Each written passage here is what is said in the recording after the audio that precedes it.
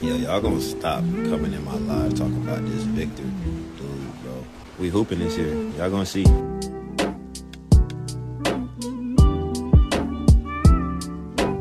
Alright, team. So the Spurs signed a backup big man. Shout out to Chris Haynes for this post. Free agent center Bismack Biyombo and the San Antonio Spurs have agreed to a 10-day contract. Now, I don't know how to explain it, but this is just like the exact move I expected from the Spurs. Bismack Biyombo just seems like a Spurs type of player, and he's played with CP3 before. I think they played together in Phoenix. So I feel like the Spurs like to go to their inside sources, like Chris Paul, he played with Bismack, and they talk to players around the team and see the type of players they are before they make a move like this. I'm sure they talked to Harrison Barnes about Fox. I don't know why it's only a 10-day contract, like if they're just going to experiment with him or give him a little test run and see if he can actually be a part of this team, or maybe they're just using him for a service until the All-Star break. I believe that Charles Bassey will be back after the All-Star break, but in my opinion, you just can't rely on Charles Bassey to stay healthy. Every season, it feels like Charles Bassey is just going out with something. Now, this was only a MCL sprain, thankfully, but who knows with the length of the season. Many of things could happen, and so I feel like the Spurs should actually give him a full contract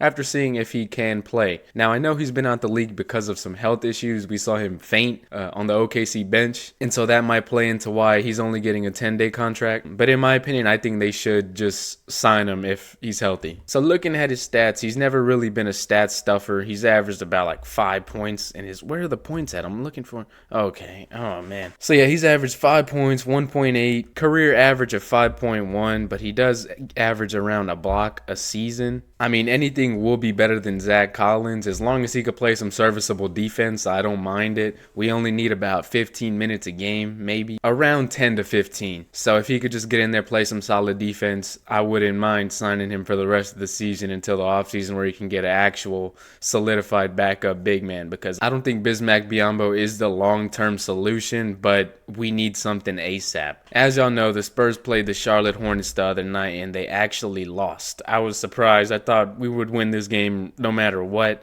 Stephon Castle was hooping. The energy was just off from the jump. I feel like they kind of took Charlotte lightly, and they let them heat up, get into a rhythm, and next thing you know, they were down by like 20 in the first quarter. They were clawing their way back, and they eventually got back in front with De'Aaron Fox mid-range, and then the game-winning shot, or so we thought it was, but he didn't get it off in time. And De'Aaron Fox is clutch. That's his clutch player of the year coming into effect. Overall, just a solid game for De'Aaron. Wemby, terrible game, 1 for 9 from 3. Only 16 points. And I don't know what it is. Maybe he's been in a little slump or something, but he's just seemed a little off. I can't put my finger on it exactly. It's kind of just a vibe I'm getting. It's just Wemby's been through a little rough stretch along with Sohan, and I think that comes with him playing the center. He's just not a center. He looks way better as a power forward, and when you have him playing out of position like this, going from point guard to center, I want a little bit of stability for Sohan. Like, I just want him to play his position for the entire year, and so we can see a full Jeremy Sohan